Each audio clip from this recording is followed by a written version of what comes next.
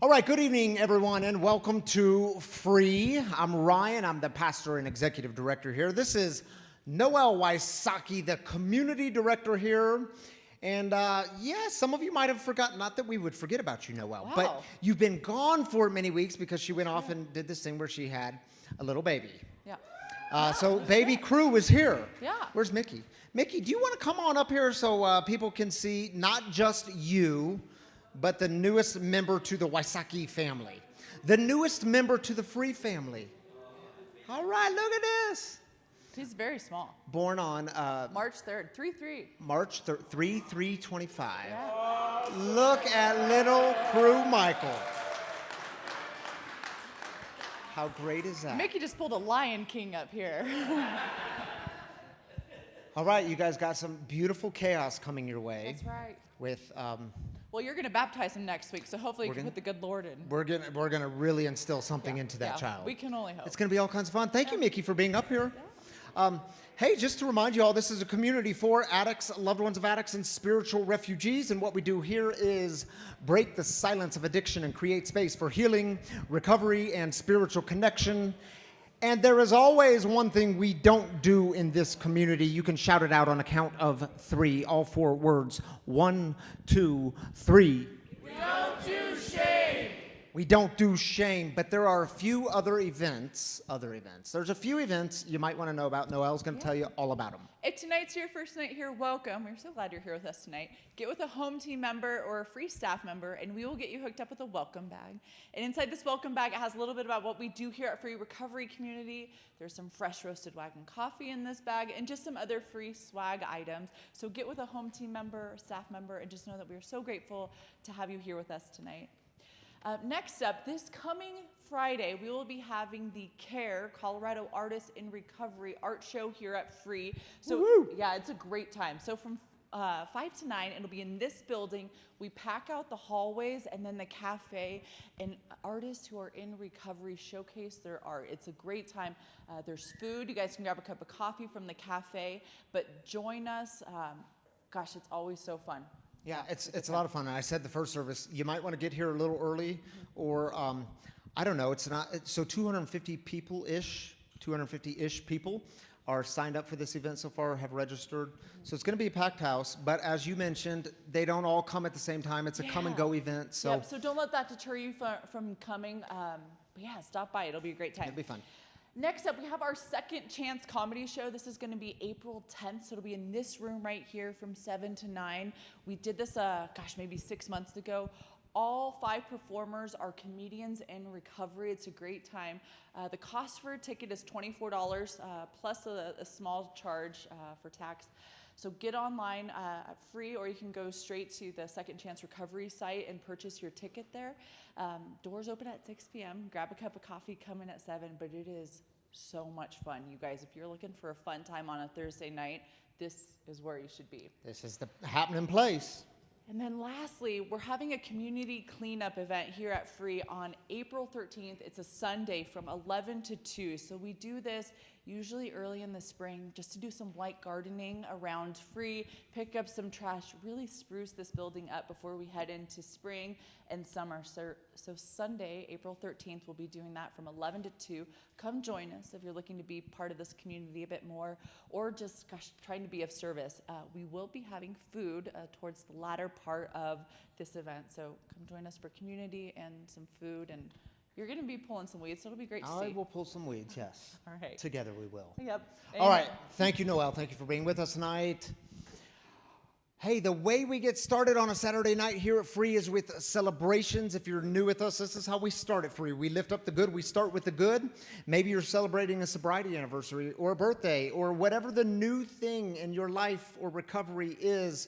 We celebrate it all here. New babies, new jobs, new homes, new whatever it is, we celebrate it here. And God joins with us in the celebrations. It's a profound part of our time that we get to have together on these nights to cheer for one another, clap for one another, celebrate each other. That's what this time is about. Online people, I totally forgot to welcome you at the beginning. Welcome to you. I'm glad you're part of this community. Your celebrations, we want to celebrate with you. So drop them in the YouTube comments or the Facebook comments, and we'll celebrate with you there. We'll take 3 minutes for this. Bill will have a mic on this side for in-house people. Just raise up your hand if you have a celebration. Cody will have a mic on this side, and this time is yours.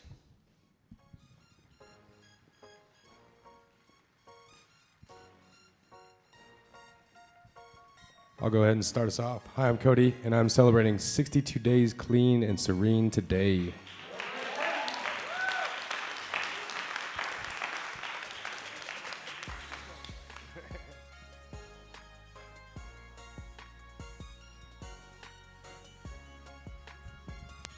My name is Shay, and I celebrated 2 years on the 16th.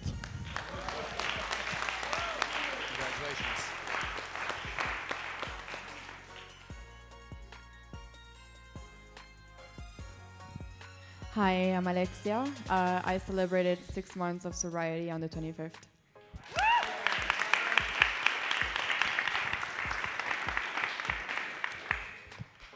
Hello, my name is Montgomery. Just finished my program at PLR and got a new job, got a new apartment. Super excited to start my new life.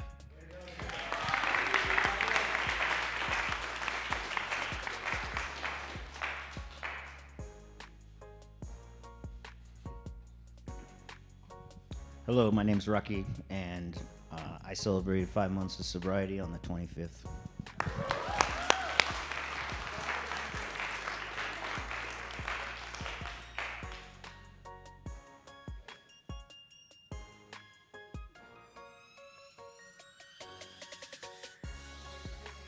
Oh, there we go.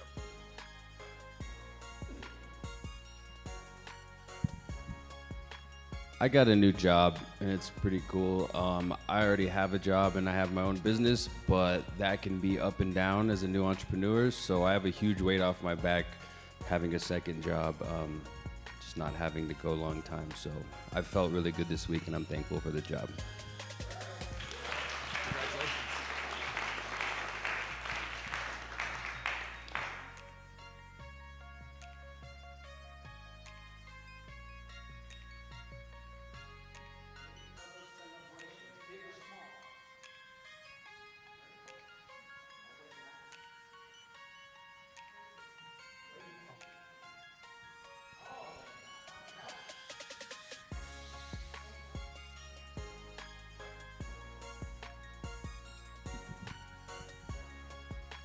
So I'm about 4 years into my recovery journey, and I just bought my first house.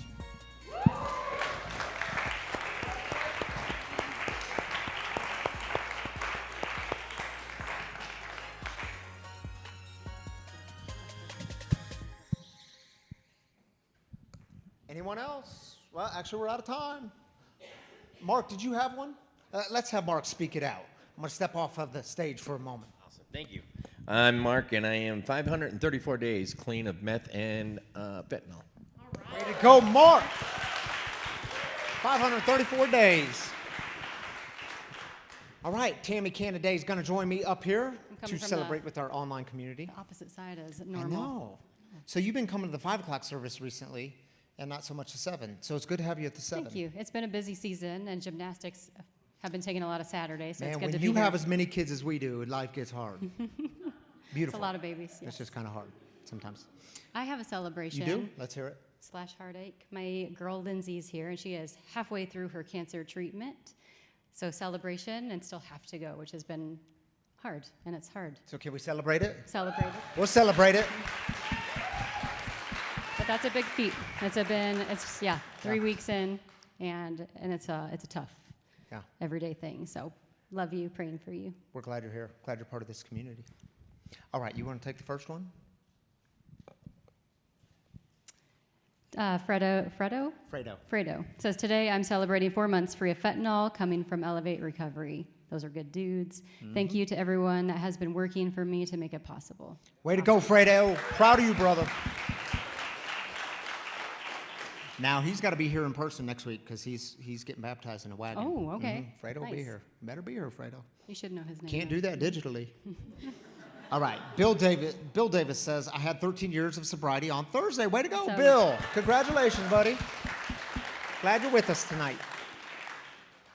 And Kayla says, I am 338 days sober. Way to go, Kayla. Congratulations. All right. Thank you, hon. All right, y'all. Things are a little bit different tonight, and I'll explain a little bit. I can't wait for y'all to meet. My brother from another mother, Drew Powell, is in the house tonight. I invited Drew to be with us tonight to give. He's got a very powerful message that I believe is a treat for us. A new perspective on this, what's often referred to as the prodigal son story. I'll let him go into it, but how I know Drew. We connected several months ago. He reached out. We connected over a Zoom call because Drew was joining us all the way from Nashville, Tennessee. Yeah, Nashville, Tennessee. So we connected on Zoom. He invited me to be on a podcast that he hosts with Valiant. Drew spent 20 years in ministry. He was one of the pastors at a large church in Nashville. I believe it was Nashville, right, Drew? Spent 20 years in ministry, and then I know many of y'all know nothing about this, addiction coming along and just kind of blowing up your life.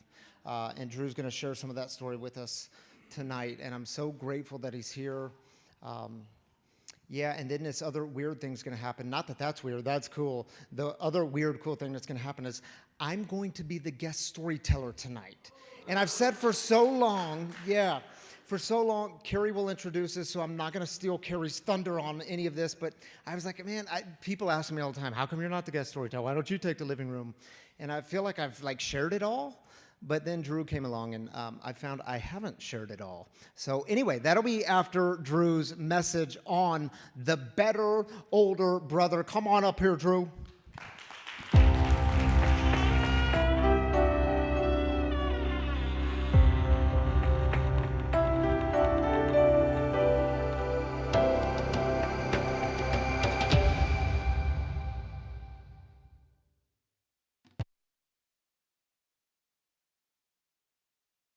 Of my soul. This is healing places in me, and I'll get into some of that. But just being in this community, I know I don't know you yet, so this is weird, but I love y'all. Can I say that? Am I allowed to say that? Is that too quick? Too quick? Too soon? I just feel like I found my people. So my name is Drew, and today I'm celebrating 971 days of sobriety. So thank you. Yeah. It just feels so amazing and beautiful to be able to say that from a stage in a setting like this. I can never imagine in my old life admitting and saying that out loud. But I actually visited here one time when I was in rehab here in Denver. And crazy story how I got here. But I just remember one of the guys from Valiant Living, where I went into treatment, were like, hey, why don't you go with me to Free, on Saturday night? And I was like, coming from ministry, I was like, that is the last thing I want to do is go to church right now. Let's go to ground zero, the place of my wounds and trauma, please, yeah. But I showed up here and I found something so different, so beautiful and so honest. I felt like I just craved honesty. I missed that. I missed that in my years in the church. I craved it and I found it here and I was just like, man, I wish that everyone could experience and so if no one has told you in a while, let this kind of, weird dude with a weird haircut from Nashville tell you, this place is special.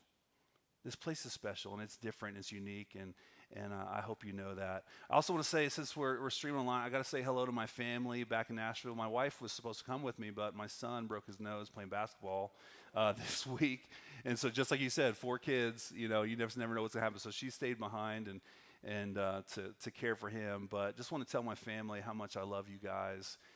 You are my why. You're my reason for this. You've shown me such great mercy and grace and really the love of Jesus. And so I just want to say how much I love you guys, and I can't wait to get back home to you tomorrow.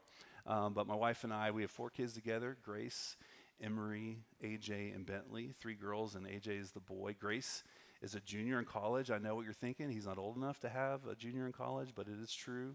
And so really grateful for the family. But as Ryan said, I grew up in a ministry home. My mom and dad, two incredible people, raised me and my two younger brothers. We were raised in the church. They were pastors.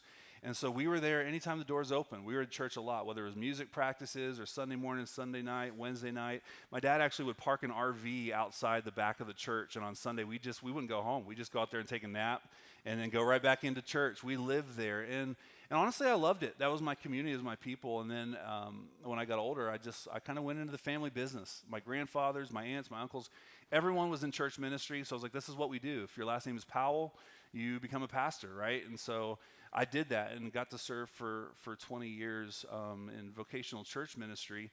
And one thing that I don't think was on purpose, but one thing that I learned in the church early on was that I had to perform to get people's approval. I had to perform, and I was raised on stages like this, and in order for me to be okay, I had to perform, and I didn't feel the permission to actually be honest and feel whatever feelings I was having. It was more like, hey, just show up and pretend you were okay, fake it till you make it. And that followed me all throughout my life. And the lie that I began to believe is that people would love me and appreciate me if I performed for them. And I began a really kind of an addiction, more than the substance abuse, more than the process addiction, more than all that. There was this people-pleasing addiction that I have, this intimacy disorder that I developed over time, where the external thing that I would present, I got really good at presenting this external image, but my insides were just so broken. And I love it when I say something like that and you all say amen. I'm like, these are my people, you know?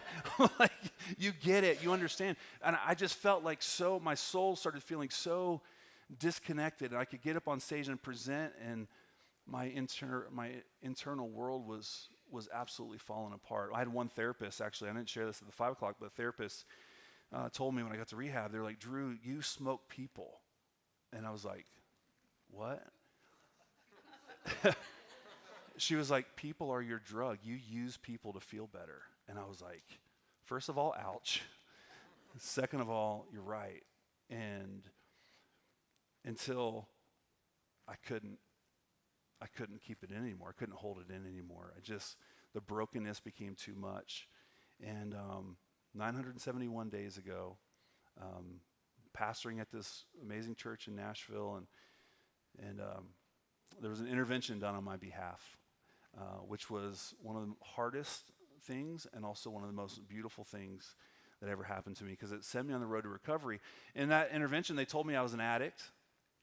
Didn't know that. That was news, brand new news, that I had an addiction. And they also told me that I needed to go to treatment. They said you need to go to at least 90 days of treatment. At that time, 90 days, you might as well told me 90 years. That felt like an absolute death sentence. And 3 days later, I stayed in the basement of some friend's house. I gave him my phone, gave him my keys, and I got on a plane to Denver. I had no idea what I was going to be experiencing. I didn't know what rehab was going to be like. I was like, am I going to be like in a white padded room on lockdown? Like, what am I going? Again, all this was new for me. You know, I learned when I got to rehab that I had anxiety, and didn't know that either. I just thought, like, I'm 7 on the Enneagram. I just thought, man, I'm just future focused, and I'm a leader. I'm a visionary. I'm just, all this stuff. And I got to rehab, and they're like, yeah, big boy, you have anxiety. Here's some medication. And it felt, honestly, you know what it felt like? It felt like the engine of my soul went, and for the first time, I was like, oh, I actually went back in. I was like, hey, something's wrong with me.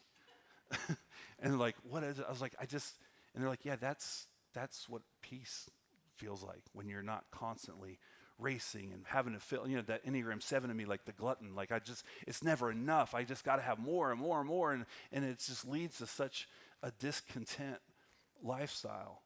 And so when that happened, man, there was no more hiding.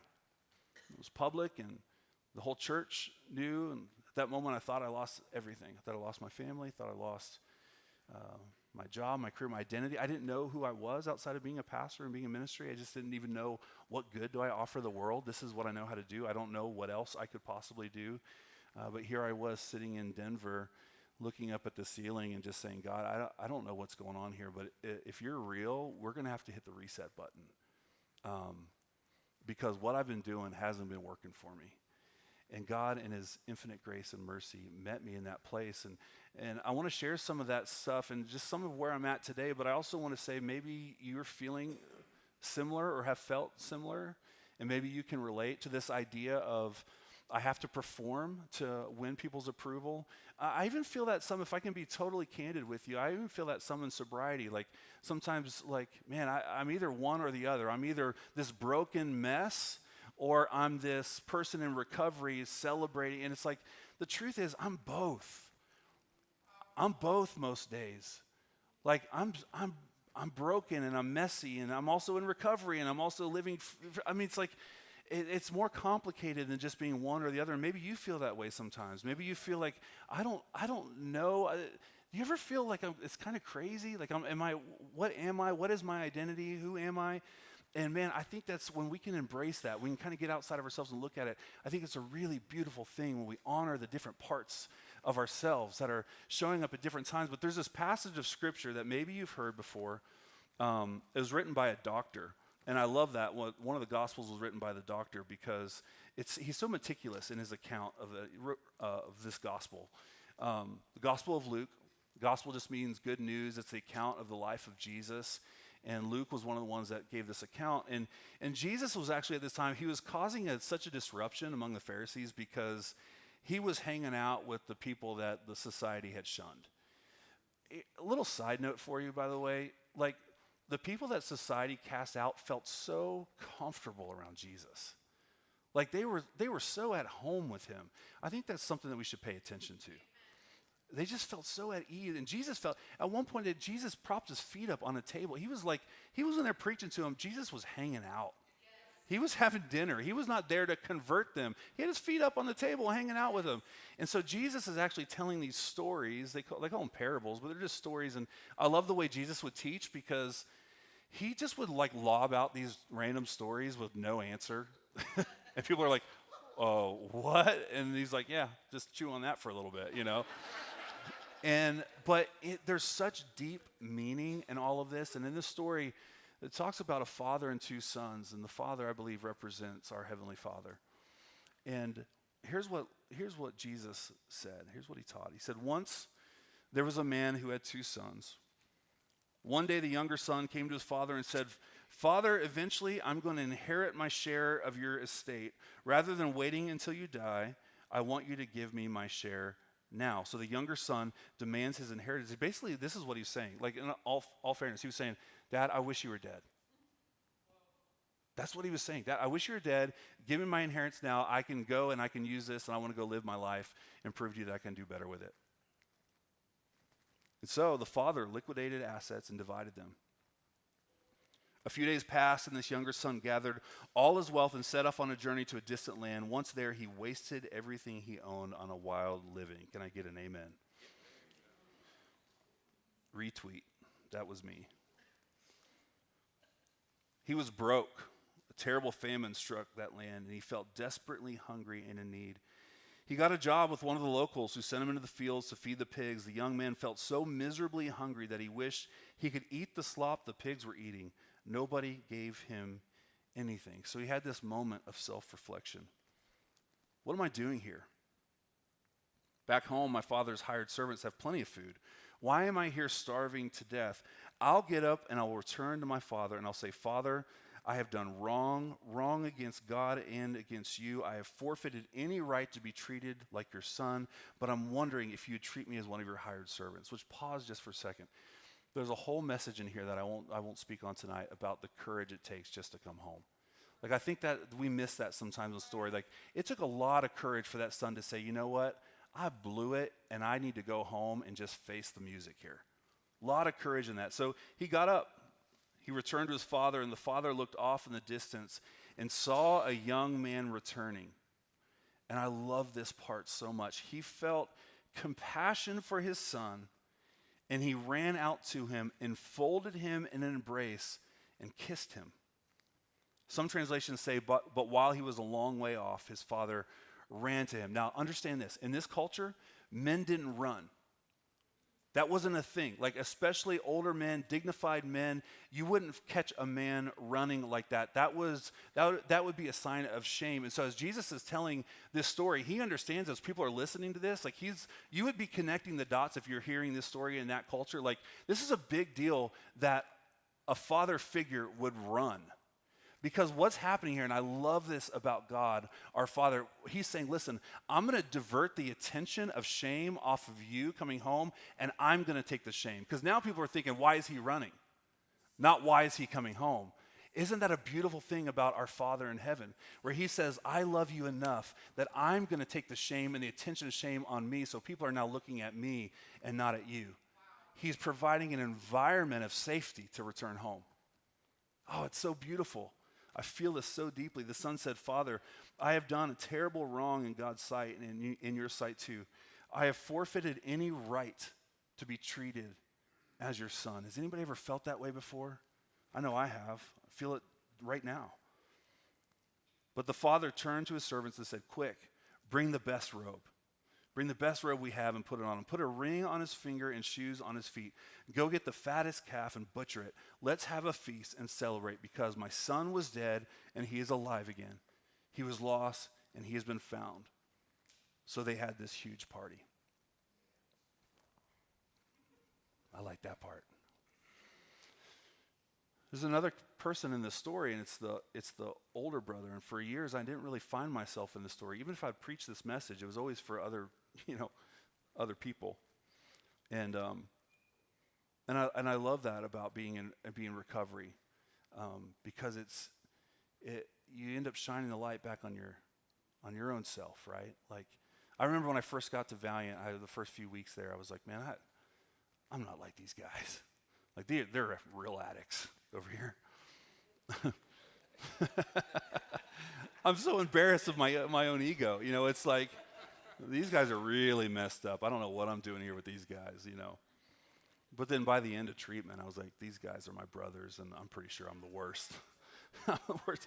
If you were, my wife just read me this quote. I forget who it's from, but if I can remember it. But she just read it to me this week, and it's so powerful, because I grew up with this phrase in the church that was, hate the sin and love the sinner. Have you ever heard that?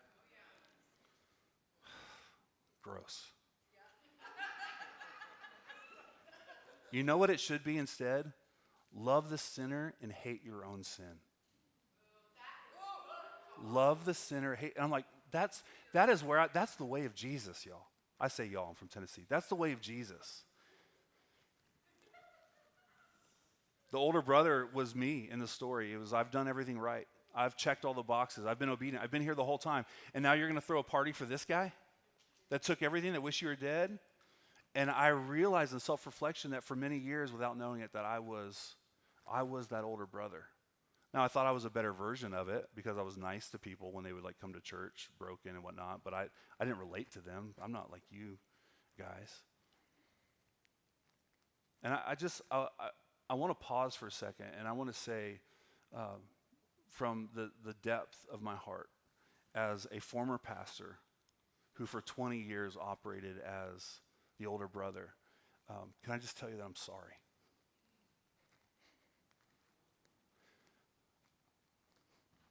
I'm sorry for how people like me may have made you feel. That we had it all together and we had the answers, and that we were just crushing it, which inside we were so broken. And I love communities like this where our leadership, they go first. They pave the way to say, hey, I don't have it all together. It's the beauty of what happens here. But I just want to say, if you've been hurt or wounded by the church or any religion from people who held positions like mine, I just want to say I'm sorry. And that's just not the way of Jesus. That's not what Jesus has for you. That's not the way the church was meant to be. Another thing my wife told me recently, the Pharisees in this story, they didn't, we hear Pharisees now, and that's like a bad word, but they didn't start out wanting to be Pharisees. They started out trying to keep the rules, and they were the good guys. And a lot of our churches today, I think they start out with good intentions, but over time we get so caught up in the rules and the do's and the don'ts, and we forget, man, we're all just the younger brother in the story needing a place to come back home. And so the season that I'm living in now, I was having some issues with this story because it ended too soon. because I wanted to know what happened next to this younger brother, because now I fully identify with this younger brother coming home and receiving goodness and kindness and grace and mercy and all these things. And I'll tell you, I didn't know what to do with it. Like I don't know how to receive this kind of mercy and forgiveness, right? Because it was all of a sudden, it wasn't based on anything that I had done. I blew it. Now all of a sudden, whether it's my family or friends or even a place like this, Ryan, you, like people say, no, we want you here. And I'm like, I don't do this. And so I had a problem with this passage because I had to know, how does this younger son feel at this party? That has to be the most awkward party of all time.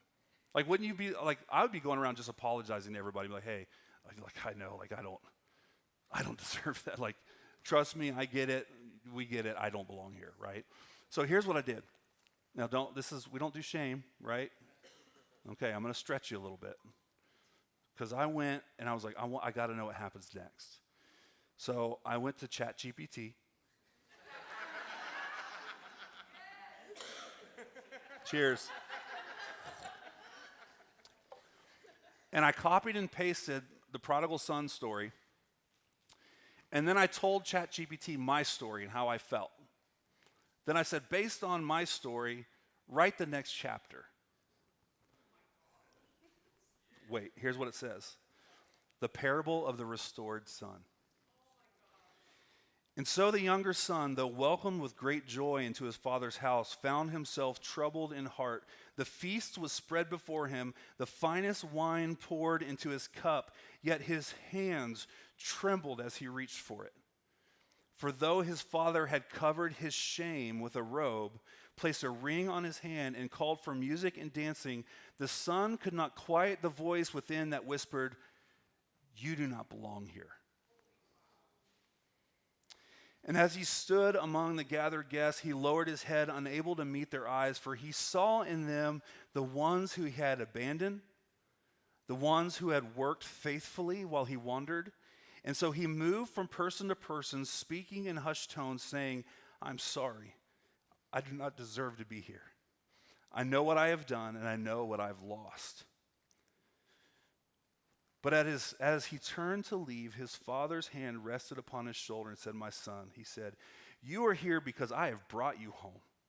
You are seated at this table because you are mine, not because of what you have done, nor what you have failed to do."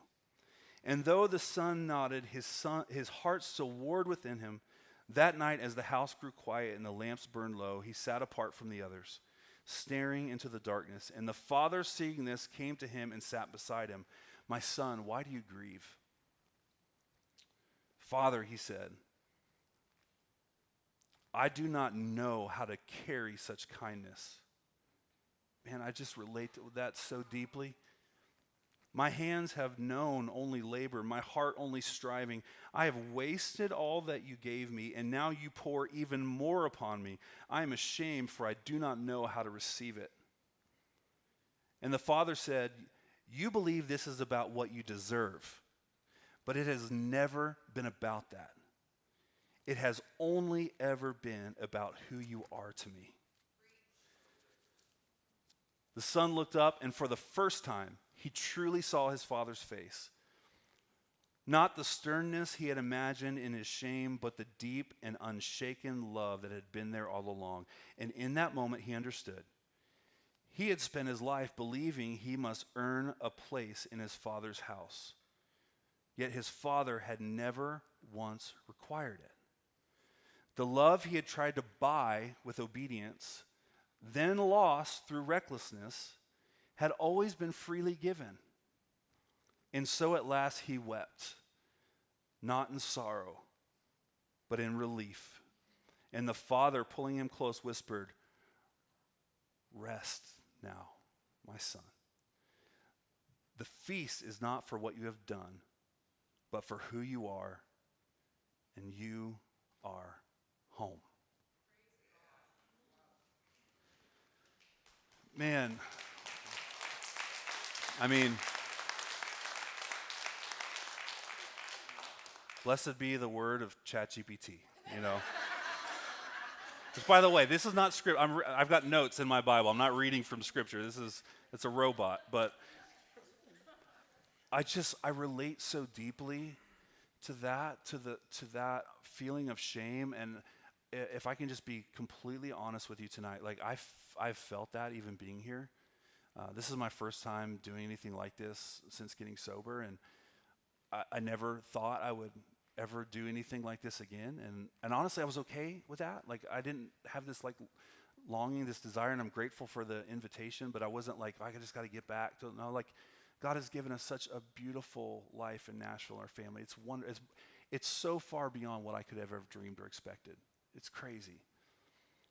But I felt shame because I was like, well, what if people find out that I'm doing this? And what if they say, hey, don't you know he's that guy? Right? Don't you know what he did? Don't you know who he hurt? Don't you know his story? Like, why would you, he doesn't belong doing this. He doesn't deserve to be doing this after what he did. And listen, I have a comeback for that. And my comeback is, I agree with you. You're right. Man, I feel so broken and I feel so desperate for Jesus. I feel so needy of him. I feel like the last person in the world who belongs standing here in front of you tonight. And I mean that genuinely. I'm not just saying that. But the truth is that I remember is that I've got a Father that runs. And he runs and takes on my shame, and he runs and say, I have chosen you, I have redeemed you, I have restored you. This is not about what you've done. This is not about how good you are. This is not about your length and sobriety. This is not about the mistakes that you made. None of that defines you anymore. And if there's one thing I could leave you with, if you didn't remember anything else, the one thing I would leave you with is that we are not defined by our failures. And we're not even defined by our successes, but we're defined by one thing as followers of Jesus, and that is we are defined by his mercy. Amen. If there's one thing that everyone in this room has in common, whether you've been sober for 2 minutes, whether you're not even sober, whether you've been sober for 30, 40 years, the one thing that connects us all is that our identity is found in his mercy. And I'm so grateful for that because it takes all the pressure off. I don't have to perform anymore. I don't have to check all the boxes. I don't have to get all that right. And here's what I dream about, and it's happening, which is beautiful. And it's part of what it means to be the better older brother, because Free, I think you're living this out. And there's definitely more to do, but you're living this out. I just imagine, what if there was a place filled with better older brothers and sisters? And you know what a better older brother and sister is? It's a younger brother who's come home that is now the older brother and sister and can actually relate and say, hey, I was that person once, and I know what it feels like to feel that shame. And now instead of the father running alone, we're going to be running right behind the father as better older brothers and sisters saying, you are welcome here. You are home. Come, because I'm you and you are me. This is what it means to be a better older brother. And just imagine with me for a second that we had free communities all over the world where people are like, listen, if I screw up, I know that there's one place that I got to get to. That's free. Because that's one place that is not going to judge me, that they're going to welcome me back home. Man, how beautiful would it be if someone messes up, if someone relapses, whatever it is, the first thought they have is, if I could just get back to free. Because there's people that are going to love me back to health. And it's happening. It's part of the vision. It's what we've been talking about. It's what we're leading towards. It's what we believe so deeply in, is curating and creating environments where people can come just as they are. And I love it. And I just want to close with a portion of this scripture real quick. And it's a scripture that I read over and over and over again when I was in rehab every night. I hate to say how many times I read it, because it would be hundreds of times. So I'm looking here. It's actually here. And it's a psalm that David wrote, and it's right after David not only had an affair, but he killed the guy that the husband of the woman he was in an affair with. And here's what David said, and this is his prayer, and it's really the only thing that we have to feel responsible for tonight is coming home with this kind of posture. And I'm just going to read just the last little bit. The whole psalm is amazing, but he says this. He says, Create in me a clean heart, O God, and restore within me a sense of being brand new. Do not throw me far away from your presence, and do not remove your Holy Spirit from me.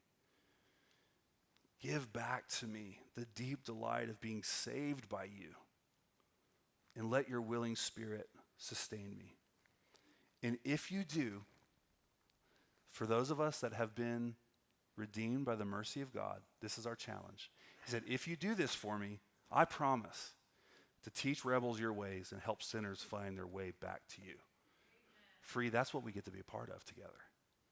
It's the most beautiful and important work that we could ever be a part of on the planet, is to share our story and to help other people who are far from home, to give them a safe place to come back to. And so we're gonna spend a few minutes. We're gonna listen to this song and just have a moment. And I don't know where you're at tonight. Maybe you need to come home. Maybe you're here, but there's just something in you that's like, man, I need to come back home again. You know, coming home for me has just not been one time. It's been almost daily. I got to come back home. You know, maybe you're struggling with the addiction of people approval and pleasing people. And man, I totally relate to that. I still wrestle with that every single day. And maybe you just got to spend a few minutes to say, God, I want to lay that down again. I realize that I just want to be defined by your mercy. I just want to be known for that. Wherever you're at tonight, this is a place where you can take the next few minutes. Maybe it's just having some silence. Maybe you just need to meditate, contemplate on some things. But whatever it is, let's use these next few moments to just be connected to ourselves, connected back to God, and see what God may be inviting us into. But like David, let's not be defined anymore by our success or failure, but let's be defined by his mercy. Thank you.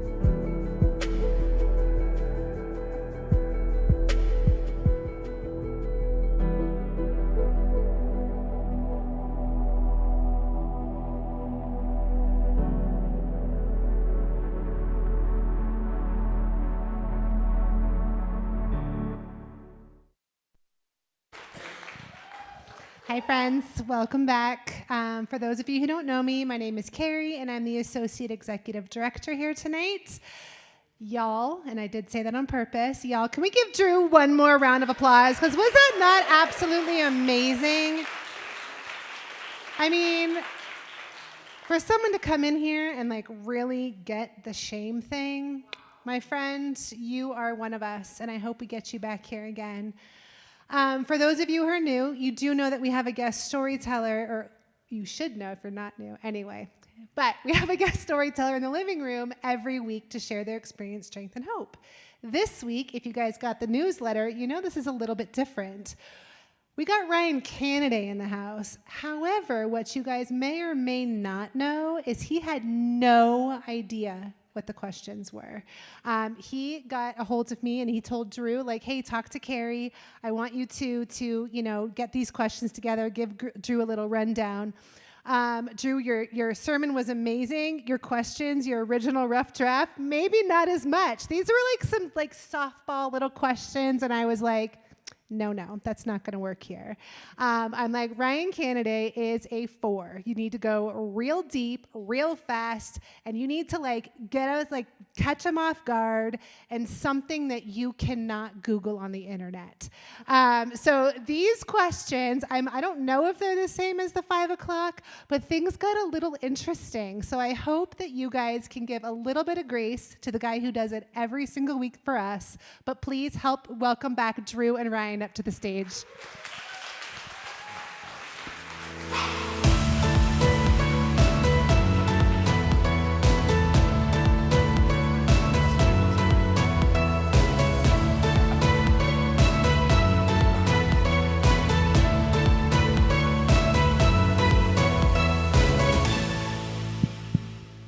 Man, are the lights always this bright on this couch? Sorry, y'all. I did not know I was getting you into this. Does it feel weird being in that seat, not this seat? It feels really awkward. Good. It feels good, though, man. If it's you, it's you. Oh, that's sweet. Before we start, and I know I kind of interrupted the last one. Yeah, you did, but you're the boss. But I just can't tell you how many people out in the cafe after that service said, seriously, when is Drew going to start Free Nashville? I mean, y'all, that was a real question. Free Nashville launch. Do I have anybody willing to relocate as a launch team to Nashville? We'll Okay, make it happen. all right. We'll make it happen. I know I got Carrie. Hey, after these questions, we might have to. I don't know if we're still going to be friends or not. And he did. He asked some hard questions. Like, I've talked about some things I have not talked about here before.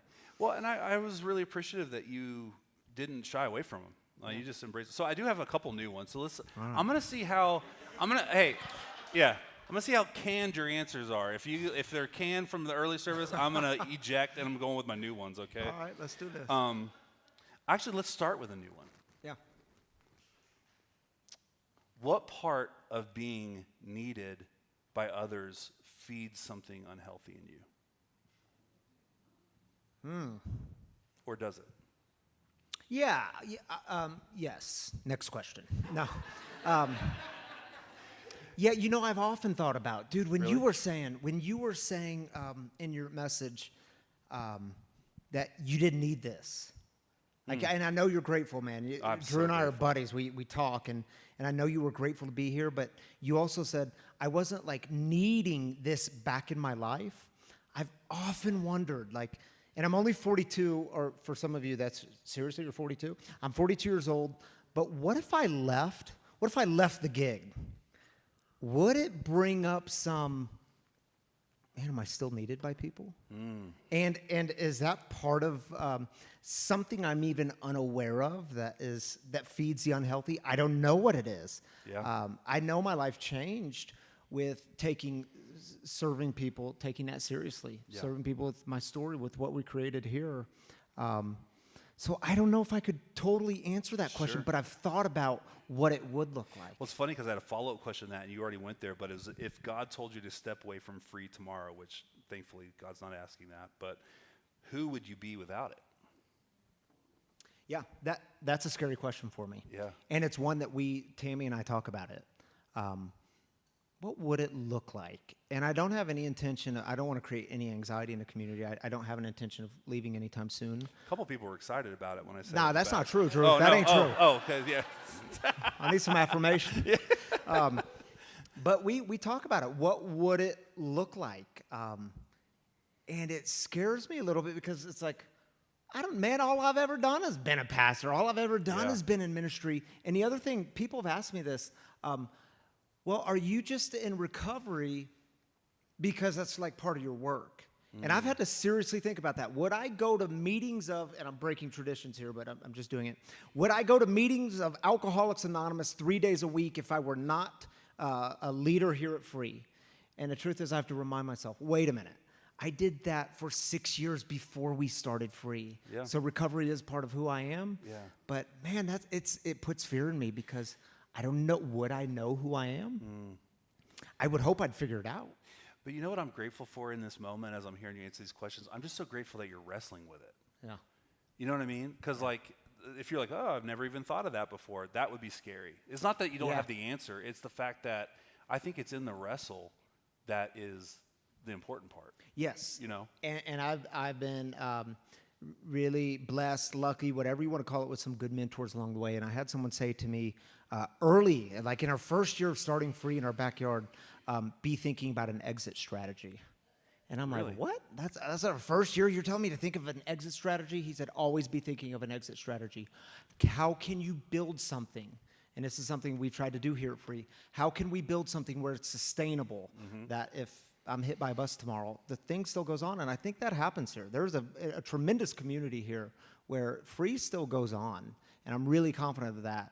And that lessens my anxiety with that question. Well, I can tell you what not to do with an exit strategy, so we'll talk about that later. I don't want an intervention to come on me. Yeah. There's a lot better exit strategies in the path I took. All right, so when the room clears and the lights go off and the noise fades, what's the voice in your head still saying to you? Yeah, and you did ask this question last time. It's funny, before we started this service, I could not remember the questions you asked me. Perfect. But I know I remember that one because I remember what I said, and I'll say it again. That voice has changed over the years. So early on, man, it was, I can remember in our old location, man, on those early Saturday nights, I would seriously be, and my hands are a little sweaty now. You want to feel my hands? Sure, I'd love to. That's not awkward at all, is it? I didn't love that. Yeah, a little clammy. Little clammy. I didn't love that at all. But it was every Saturday night standing, like looking out the windows, if for some of you guys that remember old location, thinking, and it was serious, like, man, is anyone going to come tonight? And if no one comes, or if only 10 people come, this means I'm not very good. This means and I didn't blow up my old life as in the pastoring where I used to pastor, but I left it, and it was comfortable. And what if this thing doesn't work? And it doesn't work because I'm not good enough. I don't have what it takes, or people just aren't into it. And I had this constant anxiety, or I would leave, and I wrestled with this for years, and I don't wrestle with this one as much anymore. It comes up some Saturdays, not every Saturday like it used to, but it was, I would leave and drive home, and the whole time I'm consumed with, God, did I say it right? And if I didn't say it right, will the people still like me? So this fundamental question of, am I worthy just because I am, not because of the performance? And if the performance sucks a little bit, will people still like me? If they don't relate or resonate, will people still like me? I had to come up with practices, and I said it last time that, man, early on a mentor had me watch my sermons back 3 times, and she had me write notes and pay attention to what I was doing. And so I did that for years, and that can be a brutal process, by the way. Dude, if you've never done that, that's the worst. But it's a great learning tool. But then I started watching them to critique myself and for that need of affirmation and approval that you talked about. And it is a deadly game, and I try really hard not to do that anymore. That my goal is, when I leave here tonight, I'm going to totally leave. I'm going to leave this, and what happens here, I'm going to leave it behind, and I'm not going to think, did I say it right? Why did I say that? Why didn't I say that? Man, why did Drew do that thing? Or whatever. I'm just going to totally leave, and tomorrow at 6 a.m., I'm getting on a plane with my 9-year-old boy, Breck, And I know the value of being able to just be a dad and be present to my wife, my kids. And when I'm so obsessed with that affirmation, oh man, dude, I ruin that stuff. It's miserable. Yeah. It's a miserable way of being, isn't it? It's exhausting is what it is. Exhausting is a good word, yeah. Wow, that's really good, man. All right, so if the people who love you most could see the one thing you still haven't healed from, what would they see? I know. What did someone? What'd you say? Oh, okay, I thought I heard someone say, "Oh shit."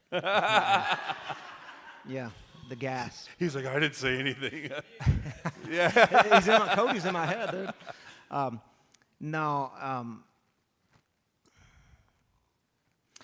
I've shared with y'all here in recent weeks that I restarted therapy in my life, and I've had bouts with therapy. Tammy and I have done therapy, marriage counseling together, and I started therapy because the truth is, since I was a little boy, like 5 years old, I always had this question, and I will leave out some details, but I had this question of, is something wrong with me as a son? Like, I must not be a very good son. These things wouldn't happen if I was a better son. Wow. So, dude, the prodigal son story. Yeah.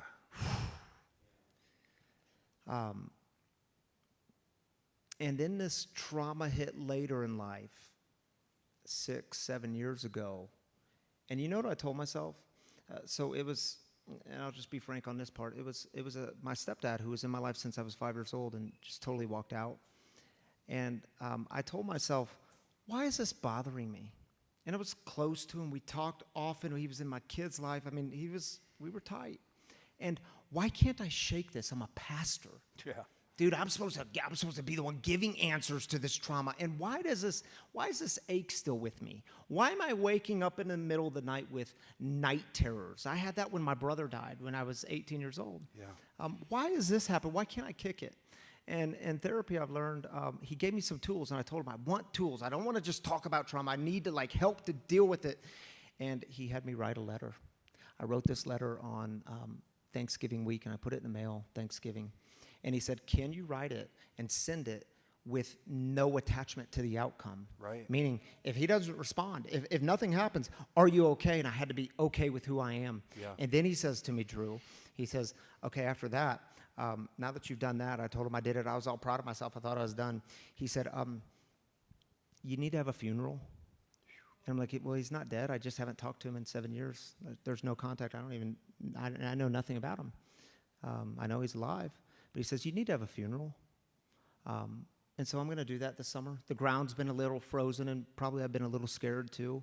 Yeah. He says, I want you to take some items that remind you of him, and I want you to bury them and honor that relationship. And I'm so scared to do it. And I know I have to. So these are wounds. When we talk about the childhood wounds, I can't tell you what it's been like as a 36-year-old man. Now I'm 42, but as a 36-year-old man, coming back to that question of, God, is something wrong with me as a son? Wow. Maybe I'm not a very good son. And so when you talk about a story of a father who runs, it's wild, takes on shame, that has powerful implications. Man, that is really good. Thank you for sharing. I just feel like anymore when someone invites us into some of those places, those words, it feels, for lack of a better word, not to be the Christianese, but it does feel sacred.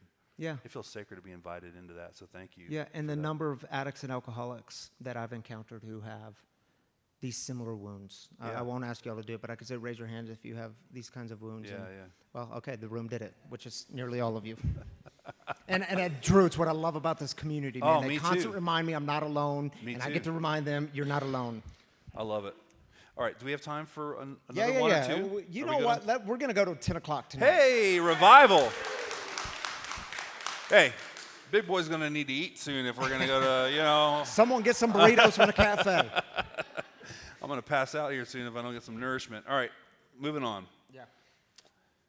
Let's see. I got a few good ones here. I want to pick them wisely. Okay. What do you still turn to when the ache comes back, the ache that recovery didn't cure and ministry doesn't touch? I know, y'all. You should be on this couch, man. Who asked that? Is that Carrie's question? Carrie's That fault. sounds like a very Carrie question. I was like, I don't think Ryan and I are going to be friends after this. I should just say nothing. Next Yeah. question. I don't turn to nothing. Pass. No, man. I guess there's all kinds. There's all kinds of things. I mean, I would love to tell y'all I just wake up and pray, and then I like just in the middle of the day I just stop and pray and God this, God that. That's just not who. It's not how it is.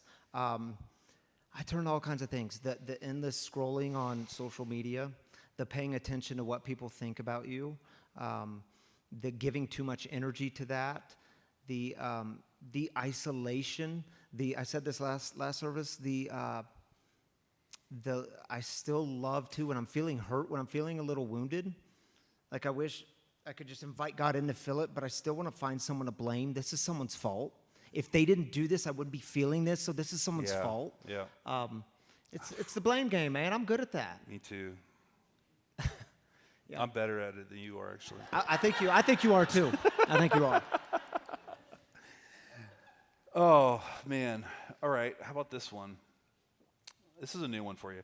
What emotion are you most uncomfortable sitting with, and what's your first instinct to escape it?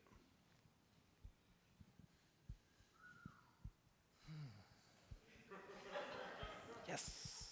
Yeah. Got him. God, I was just talking to a friend earlier today, and it made me realize, do you know sometimes it's easy to be up here in front of people and get vulnerable? It's easy to share like real hard issues. Yeah. That's not really intimidating. Part of it here is I want to be always conscious of we have online people. Yep. And I never want to cause more harm. And what I say, what you say at 7 o'clock at this service is public. Now you tell me. Yeah, dude. Get ready for some emails, man. Can we edit anything? I have always struggled. Oh, man, I don't even know how to say it. With the ones I love most. Like, sometimes I still want them to see me as like the strong one. Mm-hmm. I don't know why why do I go into an AA meeting and want to impress a bunch of alcoholics? Like, hey, I'm the strong one. That's stupid. Yeah. Why do I want to? It's really hard for me to break down in front of Tammy. Like, for some reason, I want her to see me as the strong one. Mm-hmm. Same with my mom. God, it just points out work that I still have to do. Is it is it fear that comes up, or what? Or do you even know? I think it's like a block I put up sometimes. Oh, okay. And it's for so long it's what I've told. Well, no, that's what they need of me. They need me to be that. Oh, and yeah. Tammy, I think, would tell you, no, I actually don't need you to be that. I need you to be my partner. Yeah. So I don't know why I do that. Just the reason why I ask is because I relate very deeply to that. It's been in my recovery journey. It's been the hardest, I think, to allow myself to be vulnerable with my wife and other different people because I want to, maintain. Or I think it was like what I was saying earlier. If she really knew all of me, would she still love me? Yeah. And that just it's scary for me. There's a lot of fear that comes up for me on that. Yeah, so. I think I'm much better at it today. I mean, I don't know. Maybe you could ask Tammy that if I'm much better. I think I'm much better today, but that has been She's that has shaking been her a head process. yes, by the way. So Is she? Yeah. She It was a just gave me very heart symbol. slight nod, so I don't think you're killing it, but it is better. We'll talk on the way home. I'm sure it'll come up. I'm kidding. All right, last one. Yeah. I've got more if you want, but last one. What's the hardest part of identifying as a Christian today for you personally, not just professionally? Yeah.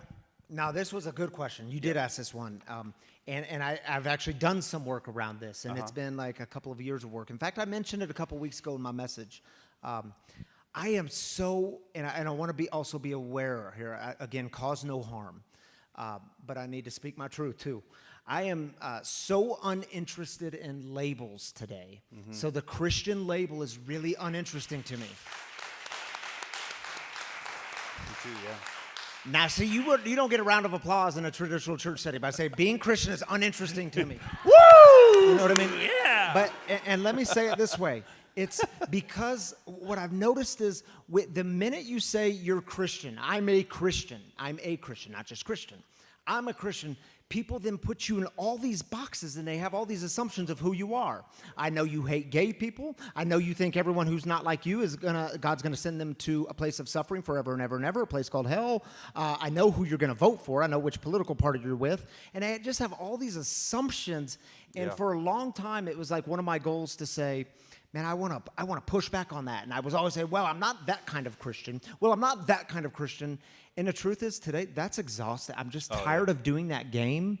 I'm tired of saying, and please don't misunderstand me either. I've been transformed by the stories, those biblical stories, the Jesus stories. They change me. I love them. They're so deep. But I try to invite God in daily in my life. I believe in God. It changes me. But this label of Christian does absolutely nothing for me. And I would also ask for the grace, maybe in 5 years from now, I'll come back and say, no, that one's really important to me. I'm reclaiming that. But right now, I have almost zero interest in reclaiming it.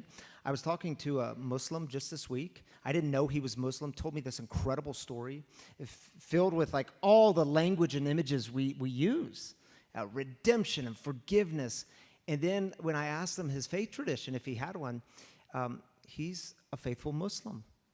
And I'm like, see, I don't even, in my past, I would have said, well, you're against God then. I mean, you clearly can't go to heaven. You can't be in the kingdom. And man, I don't see it that way today.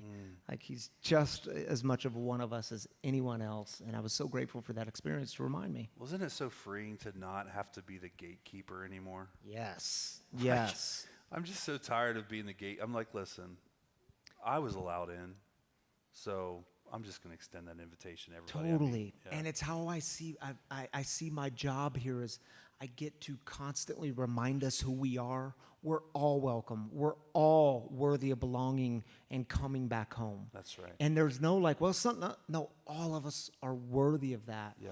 And when we remind people who they are, there's a good chance they get like to the do part. Now I know what to do. But it starts with knowing who you are. Yeah. And I've had to be really conscious of that here. Just in my personal life, too. That's awesome. Thank you. I will just say, isn't it? I mean, Jess, awesome, dude. I think what I said this earlier, and I would just reiterate here. In the church environment that I like, the evangelical American church that I grew up in, there's been a really abuse of this word of honor, an honor culture. Usually, it's from top down, people demanding honor. But I just want to take, before we leave and before I go back home, to take a few minutes and just in front of everybody honor you and Tammy and the team here. Because I said earlier, this place is special, but I think it's special because you guys are willing to go first in honesty and vulnerability. Even this conversation, I don't know many pastors that would sit on a couch and say the stuff you just said. And I just want to honor you for that and say that our lives are being changed. Say that. Thank you. Thank you. That's all I got. Are we done here, Drew? We're done here. We're done for tonight. Are we still homies? We're still homies. I'm gonna welcome you back. You know. Love you, bud. Thanks for this. Yeah. Thank you, Carrie, for helping Drew tonight. Whew. I was truly a little nervous. Could you tell I was nervous today a little bit? You could? See, and that's the other thing I got to work through. Like, it's okay. Someone texted me and said, hey, I can't wait to hear your story tonight as the guest storyteller. And I said, thanks, I'm a little nervous. They said, you're nervous? Yeah, I was a little nervous. I didn't know the questions. I didn't get to prepare anything. And there's something really beautiful about that. So thank you for giving me the opportunity to be with you all tonight. And really, I mean that. All right, y'all, the way we close down here on a Saturday night, and yeah, we went a little over tonight, so grace. But we want to take 3 minutes and give you the opportunity to put words to your heartaches. Maybe you're carrying a burden and you've been carrying it this week or for some time and you've been trying to do it alone and you find out you suck at doing it alone. It's why you have a community. It's why you have people. It's why we have a God who hears the cries of the people. So we take 3 minutes for this. For you online people, drop your heartaches in the YouTube comments or the Facebook comments. We'll join with you there. Bill, will you pass around a mic still? And Cody, you have the other mic. And all y'all got to do is raise up the hands, and they'll get you a mic, and this time is yours.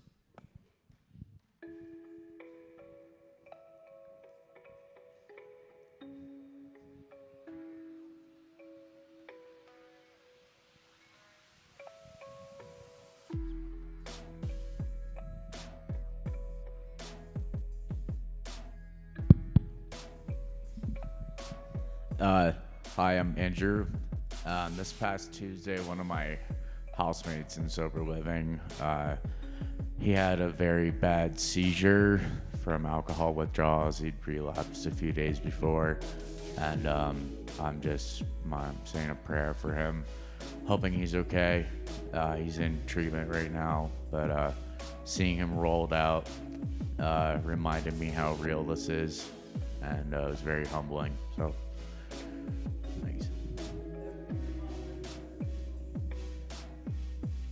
Hi, my name is Leslie. My third grade son's friend at school's dad was hit by a car walking his dog. And I just wanted to lift up their family. He passed away. So did the dog. It's just so awful, and explaining that to a third grader. So I just want to, lift up them and their family in prayer and know that they have a community. So. My name's Derek. Just want to lift up my family prayers for my family. My Uncle Mike on my mom's side passed away from his alcoholism last week, so the disease took him, and my family just needs prayers.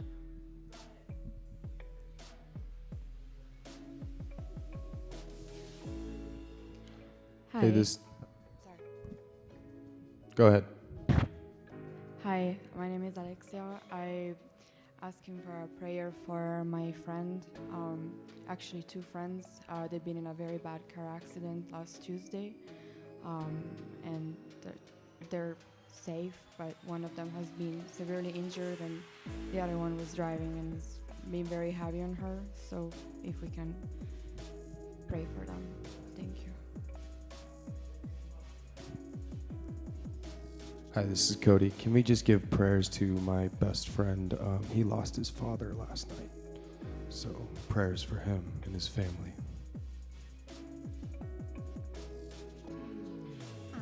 My name's Erica, and my dad got engaged in January, and his fiance, my future stepmom, her mom just died this week. So if you just pray for their family.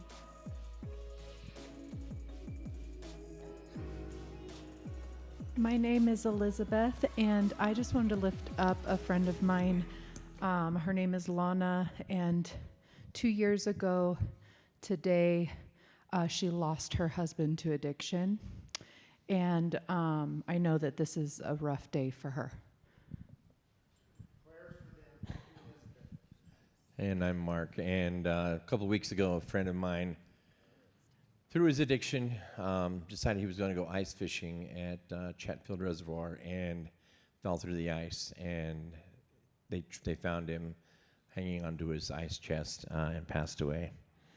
So we're praying for him and his family. But you guys see me on my phone tonight, and I'm so sorry, but I just got word that my 32-year-old cousin, who just celebrated 30 days last weekend, relapsed on Monday. And now they're waiting because he's now on life support because they found him unresponsive at a bus stop. So I want to lift up first Perry, who passed away at the Chatfield, but Ronnie Allered, who they found. And we don't know what's going to happen, but he's at the point that he didn't have enough oxygen into his brain. And we're just praying that he has his mom wants me to mention that he has a safe transition to the next life.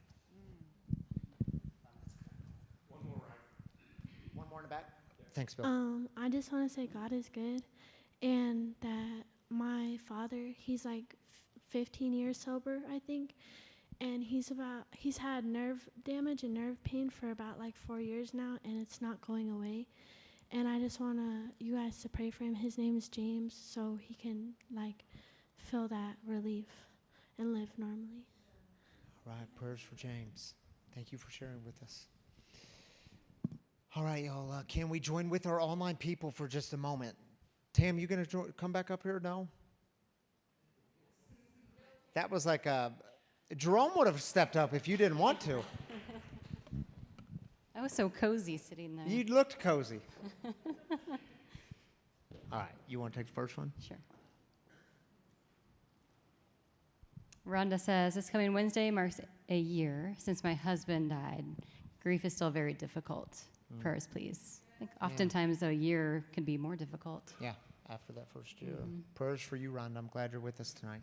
You get the only one tonight because I saw the red dot. That was it. All right, thank you, Tammy. All right, y'all. Hey, if this is your community, your people, if this is your place, if you've been impacted by the mission here of breaking the silence of addiction, you should know, and I love to tell you thank you every week because I know so many of you participate, but we are funded by you, the people. It's how we, operate this thing. It comes from your generosity. So thank you for being a part of it. And online people, thank you. I know many of you have never stepped foot in here, and yet you give financially. You do sacrificial giving. It's like a spiritual practice in your life, and it means a great deal to us here. If you want to give tonight, there's a few different ways you can do it. You can download the app. I think we're getting most of the app glitches fixed out.